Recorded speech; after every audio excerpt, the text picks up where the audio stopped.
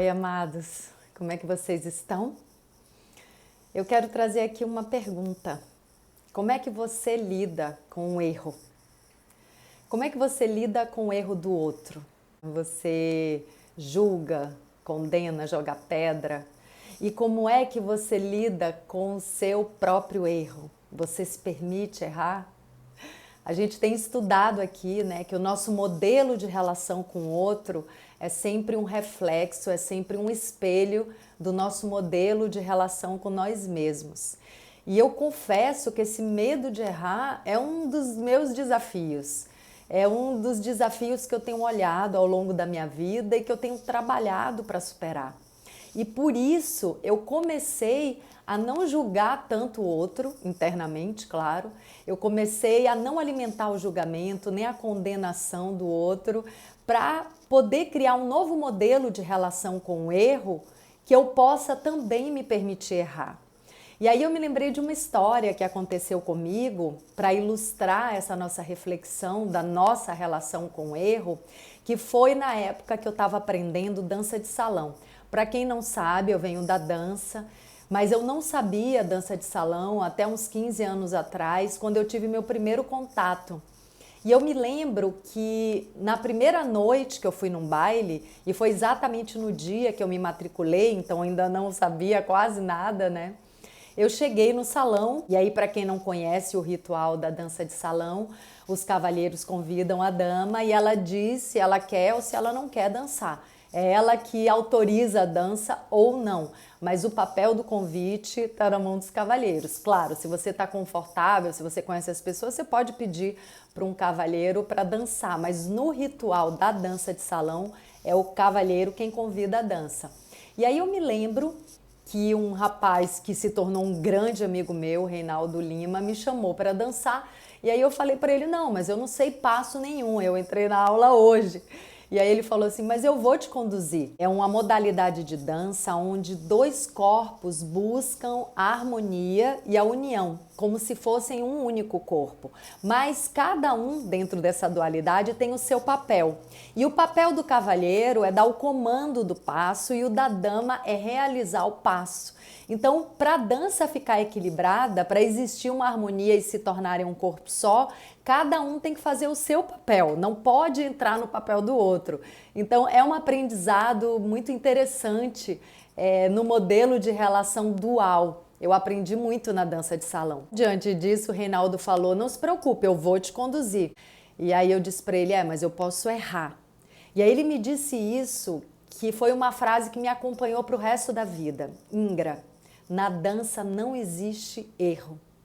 Você pode transformar esse comando no que você quiser. Está na sua mão, é a sua parte dentro da dança, a realização do passo. Então você pode inventar um passo. Não existe o passo certo e o passo errado, existe o seu passo, o que você escolheu fazer. E aí, gente, isso tem me acompanhado como uma lição assim muito profunda na vida, né? O que é o erro?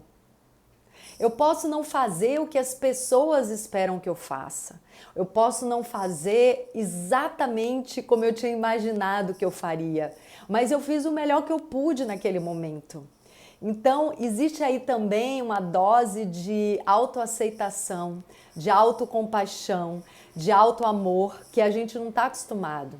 Então, se a gente olha a vida como uma grande dança de cocriação com o universo, temos a figura de Shiva, né, que dança e constrói a realidade, a gente pode olhar para isso que a gente chama de erro simplesmente como uma quebra de expectativa. Não existe o erro, existe fazer diferente do que eu tinha idealizado. E a gente começa também a enxergar que fazer diferente, fazer co-criando com o universo, pode ser muito melhor do que o que eu tinha imaginado. Então, assim, nas pequenas coisas do dia a dia, até na gravação de um vídeo, aliás, esse vídeo está se tornando algo bem diferente do que eu tinha pensado, a gente pode encontrar esse lugar de co-criação, de presença, de estar lidando com o ambiente, com as pessoas e fazendo algo diferente do que a gente planejou. e muito melhor do que o que a gente planejou. A gente solta um pouco essa necessidade de ter que saber o que é melhor, de ter que saber o que é certo, de ter que acertar sempre e se joga num lugar de possibilidade de errar. Mas aí a gente vai olhar para o erro de uma outra maneira. Não existe erro. Existe fazer diferente, existe fazer do meu jeito, existe ser original. O que a gente chama de erro pode se transformar em originalidade, pode se transformar em entrega, pode se transformar em coragem para encarar o inesperado, para encarar o novo, para encarar o que não estava previsto. Tem uma coisa que eu gosto de trazer para a cena quando eu estou gravando, né, quando eu estou trabalhando como atriz, que são os acidentes oportunos. Que é quando alguma coisa que não estava prevista acontece. Por exemplo, um talher que cai, uma mosca que entra em cena, uma sensação, um cheiro, qualquer coisa que está conectada com a realidade, que não estava previsto e traz verdade para a cena. Então, quando a gente precisa cumprir um plano sem erros, o que a gente está fazendo? A gente está ignorando a nossa cocriação com o universo. A gente está ignorando a realidade. Quando a gente está muito identificado com um personagem que não pode errar, a gente se desconecta da nossa verdade, que é a possibilidade de fazer diferente, porque alguma coisa lá fora interagiu com a gente. Não é erro, é uma cocriação com a dança do universo, é uma cocriação com o que está fora da gente. Então, amados, é uma reflexão sobre o erro, para que a gente possa se permitir fazer coisas que não tem garantia, que a gente possa reconhecer que nada na vida tem garantia, que a gente pode planejar e na hora acontecer tudo diferente e tá tudo bem, não tá errado, tá diferente do que a gente esperava, só isso. E a nossa execução e a nossa realização não foi errada, foi só diferente, pode ter sido até muito melhor do que a gente tinha imaginado. E se dentro do que a gente tinha imaginado aquilo foi um desastre, ok. A gente teve uma experiência muito diferente do que a gente planejou e a gente pode levar esse aprendizado para as próximas manifestações. Mas o verdadeiro erro, a verdadeira catástrofe, na minha visão, é a gente não fazer por medo de errar. Então, assim, gravando esse vídeo, eu cometi alguns erros e que eu falei, caramba, eu não vou desistir de fazer esse vídeo. Eu vou recomeçar, se a ideia não está tão madura, eu vou amadurecer aqui junto com as pessoas, porque eu estou canalizando uma experiência minha, onde eu comecei a conseguir olhar para o erro de uma outra maneira. Não é erro, é diferente do que eu tinha planejado. Então eu quero convidar vocês para começarem a olhar para essa noção de erro, para essa visão de erro de uma maneira mais ampliada. Então assim, para a gente poder fazer coisas na vida, como por exemplo gravar vídeo e sabendo que vai ser julgado, a gente precisa primeiro acolher o nosso próprio auto-julgamento.